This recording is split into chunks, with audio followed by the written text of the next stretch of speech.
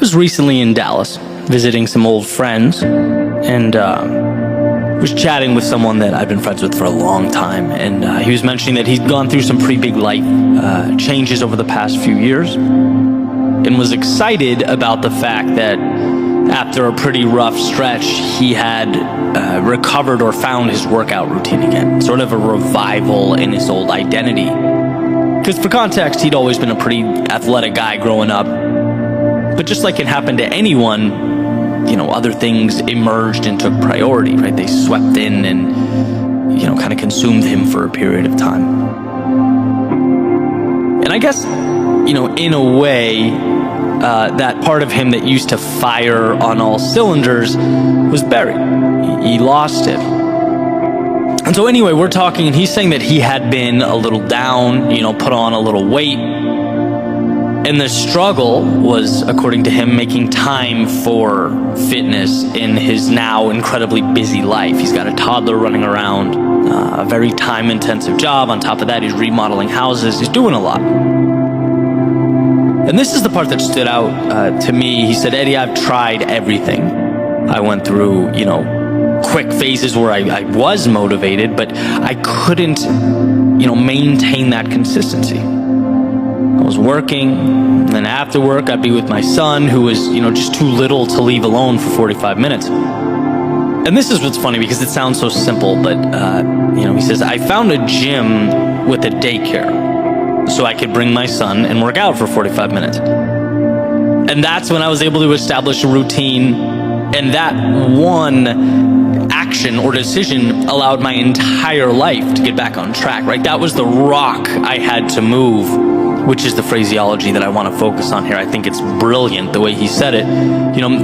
Basically, once I could figure out how to work out on afternoons when he's with me, I was able to make it go from sometimes a thing to always a thing. That was, again, the rock that had to be moved. And now I can clearly see from the conversation, right? The guy's happier, feels better about himself. And you know how it is when you're in that space, it starts to carry over into all aspects of life. And I'm thinking, this is so powerful, right? I told him I'm going to steal his rock metaphor and share it on the podcast on YouTube, because that, in my opinion, is the way to look at meaningful change.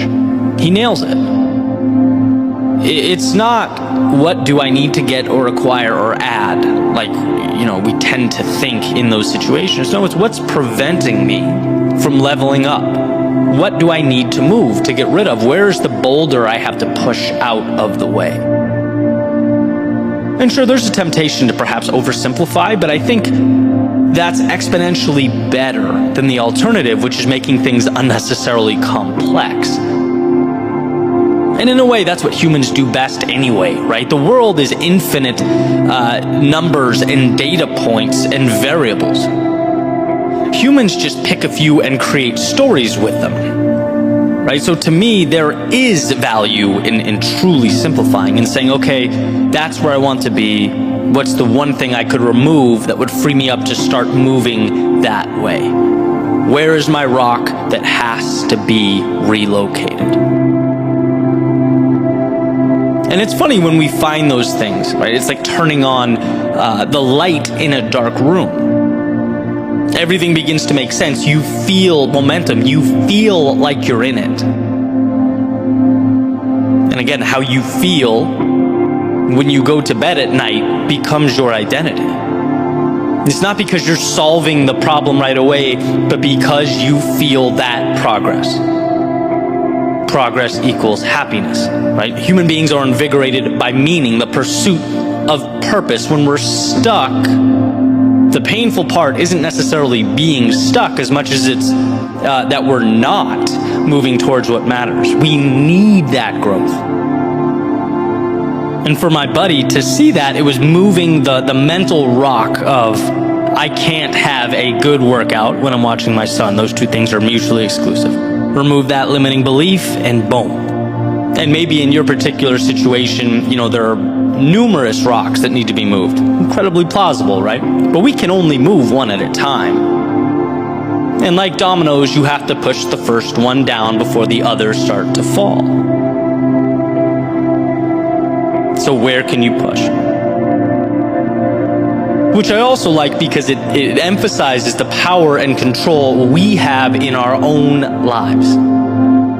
Again, situations are messy and complex. I get that. But if you can simplify it down to what is one thing that's preventing me from going or changing or stopping or whatever it is for you, what's the big obstacle? Okay, there it is. Let's chip away.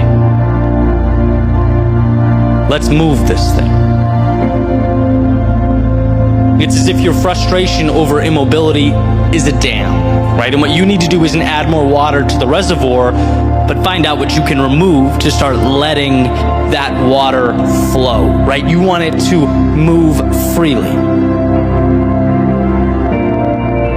Because I believe life is a momentum game. It really is. Like, you win when you feel like you're progressing, when you feel like you're taking steps. That's when you're excited. That's when you jump out of bed invigorated. That's where you look for solutions. So look around you. There's always a step to be taken. In fact, I simplify to the extent that my mantra is, number one, know that change is possible. And number two, know that the next move is within an arm's reach of where you stand right now. Understanding and believing those two things is power. Right? Don't get disillusioned by how far the top of the mountain feels or how long you've been in one place wishing things were different. None of that matters. The goal is to manufacture momentum, and that's what you do. So do it by initiating one small action that frees you up to start walking that way. And it's amazing, when you're in motion, things seem to make sense in a way that they simply didn't when you were stationary. That's why it's important to understand that you don't need to have all the answers. In fact, it's impossible to have all the answers. The journey provides them. Right? The path contains the secrets. Therefore, the goal should be to get yourself stepping down that path. No overly harsh, out of this world, unrealistic expectations. No, simply be your own biggest ally here. Remove what you don't need and free yourself of that unnecessary minutia. It's go time. And I go back and forth often, as you've heard me do here, right? It's like, yes, life is messy, it's complex, that's true. It's a culmination of infinite variables and data points, but guess what our job is? Guess what your power is? To hone in on the select few of them necessary to tell your story. Human beings have survived for thousands and thousands of years because we are masters of simplification. Masters of ignoring what we don't need and distilling the complex down into what's actionable. And perhaps that's where you are now, what you need to do most. It's like, I'm not where I want to be. Okay, in simple terms, where do I want to be?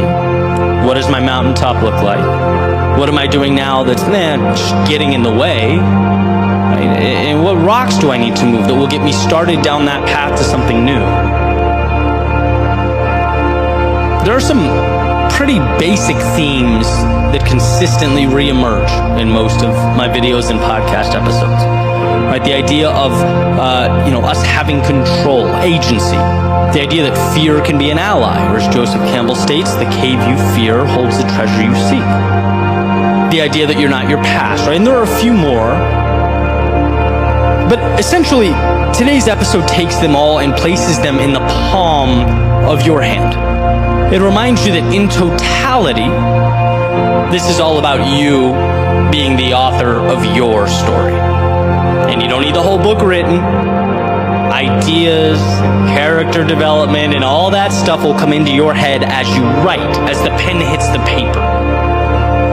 You just need to find that starting point. Self-assess. Identify that little piece of opportunity that was hidden beneath the excess. And begin.